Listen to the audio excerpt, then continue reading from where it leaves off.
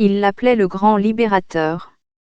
Il s'appelait Mehmet Aziz et était à l'origine de l'une des plus importantes réalisations de Chypre au siècle dernier. Et pourtant, à part une poignée de Chypriotes, personne n'a entendu parler de lui. Aziz était un agent de santé chypriote turc qui a fait en sorte que Chypre devienne le premier pays au monde à éradiquer complètement la malaria. Connu de ses compatriotes comme El Ommouch, il avait étudié sous la direction du prix Nobel de médecine Sir Ronald Ross, spécialiste de la malaria, qui avait découvert le type de moustique qui transmettait la maladie. J'ai découvert l'histoire d'Aziz par hasard au cours de mes recherches pour un livre sur la Chypre coloniale britannique. En 1936, Chypre, alors colonie britannique, était connue comme l'un des pays les plus touchés par le paludisme au monde, avec environ 18 000 cas par an. La maladie était particulièrement dévastatrice pour les enfants. Un vieil homme, se souvenant de son enfance, explique que beaucoup de jeunes n'ont jamais survécu, d'autres n'étaient pas en état de faire un jour de travail après avoir contracté la maladie. 10 ans plus tard, Aziz, en sa qualité d'inspecteur sanitaire en chef, obtient une subvention du Colonial Development Fund pour éradiquer de Chypre le moustique Anophèle vecteur de la malaria. Il planifie sa campagne selon des principes militaires, divisant l'île entière en 500 grilles, chacune pouvant être couverte par un homme en 12 jours. Son équipe a parcouru systématiquement le plan de quadrillage, mètre par mètre, en bombardant de DDT toutes les sources d'eau stagnantes, y compris les puits. L'équipe d'Aziz a mis au point une technique permettant de minimiser son utilisation, en versant une fine pellicule de pétrole sur les surfaces d'eau pour empêcher l'éclosion des larves de moustiques. Selon la Cyprus Review de juin 1948, chaque piscine, chaque cours d'eau et chaque zone de sol gorgée d'eau est pulvérisée d'insecticides. Même les empreintes de sabots des animaux étaient traitées. Les hommes d'Aziz pataugent dans les marais et sont descendus dans les grottes à l'aide de cordes. Les zones testées étaient contrôlées chaque semaine pour vérifier la présence de larves de moustiques et, si nécessaire, elles étaient à nouveau pulvérisées. Pendant toute la durée de la campagne, tout le trafic passant des zones impures aux zones propres devait être pulvérisé. Le paludisme est une maladie évitable et curable causée par des parasites Plasmodium, qui se transmettent à l'homme par les piqûres de moustiques femelles à la recherche de sang. Une fois infectées, les personnes deviennent très malades, les parasites infectent les cellules du foie et les globules rouges. La maladie finit par toucher tout le corps, y compris le cerveau, et peut être mortelle.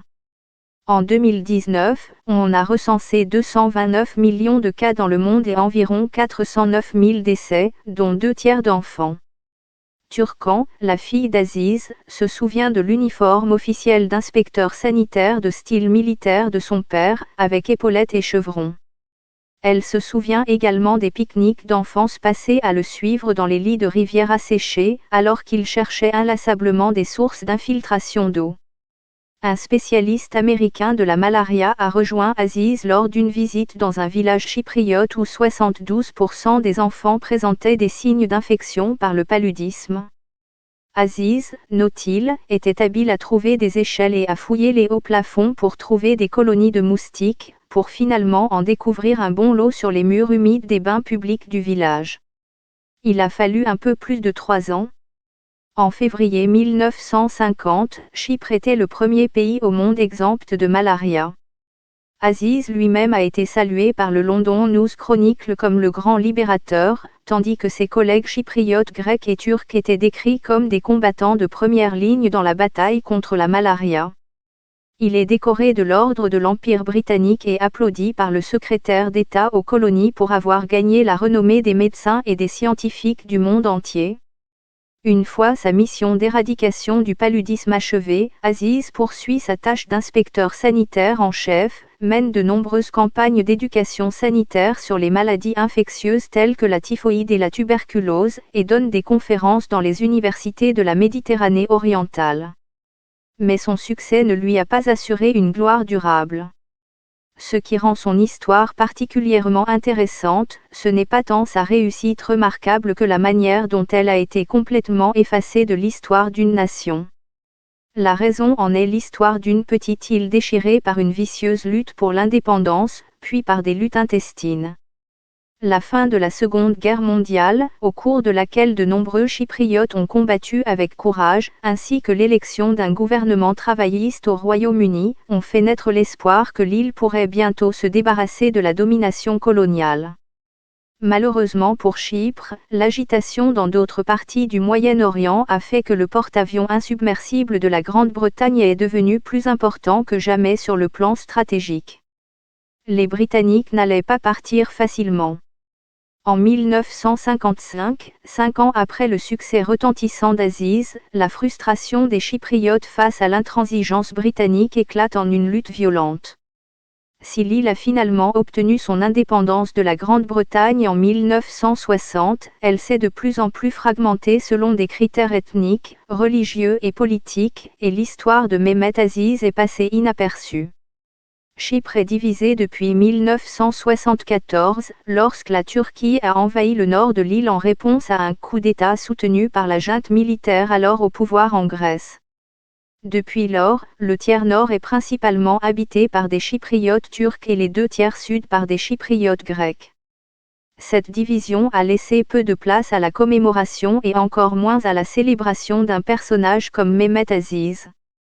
Ce héros homme-mouche, qui a mené la campagne anti-malaria de Chypre, est mort à 98 ans en 1991 dans la partie nord de Nicosie, après avoir passé sa retraite à vivre tranquillement de sa pension d'État.